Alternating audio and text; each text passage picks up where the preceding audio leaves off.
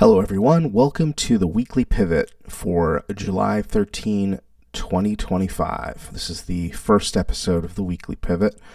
It's going to be a new weekly series where I'll take about 5 to 10 minutes and just kind of talk through some of the things that I'm seeing in the market. So today we're going to go over key events this week. We'll talk about SPX seasonality for July. And then we'll do a little bit of SPX analysis, kind of reviewing what we've been talking about for the last few months. If you've been following me on Twitter or if you're in the Discord, and I can just kind of give you a little bit of insight as to what I'm thinking is going to happen in the near term, as well as kind of just looking out into the next quarter. So key events this week, kind of a big news week this week. We've got CPI and PPI. We've got the Fed beige book. I know that's something that sort of goes under the radar, but given what's going on the macro side, looking at that we might see some insights into what the Fed's thinking about the economy. We've got retail sales on Thursday, and then of course we've got inflation data on Friday, as well as our monthly options expiration. So OPEX. I can create some interesting positioning closer to the end of the week. Sometimes you can get some consolidation weeks, but just treat it like any other week. Trade the chart and don't worry too much until you get closer to the expiration. So let's talk about SPX seasonality. July is a very bullish month. Right now we're up about almost 1% on the month. We've had some pretty bullish months in recent years. Expecting that probably to happen again this year. But that being said, I'm looking for a dip before we get higher. But I do think we'll close July in the positive. And then August, things kind of get a little bit more interesting, and we can see what happens once we get there. So this is a chart that hopefully most of you are familiar with. I posted this daily inverse head and shoulders.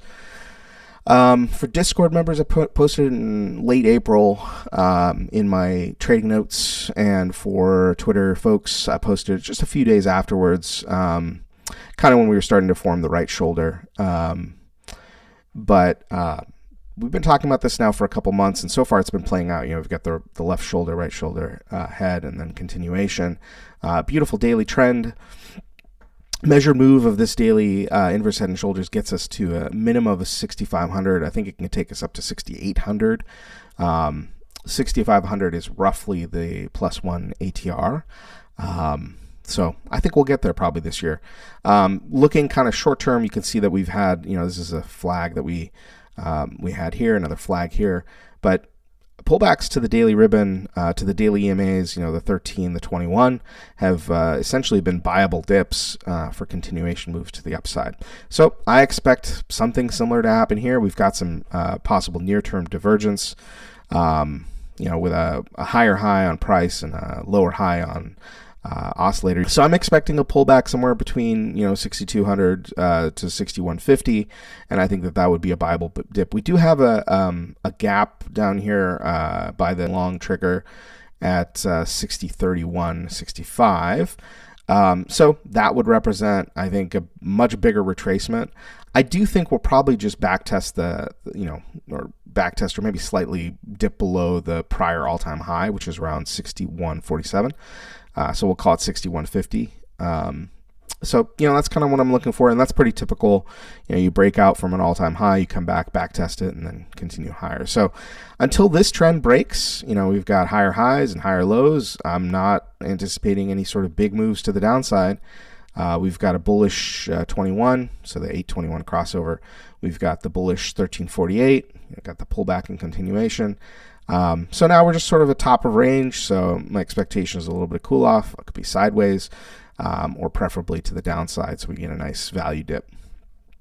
So that's what I'm looking there on the daily chart.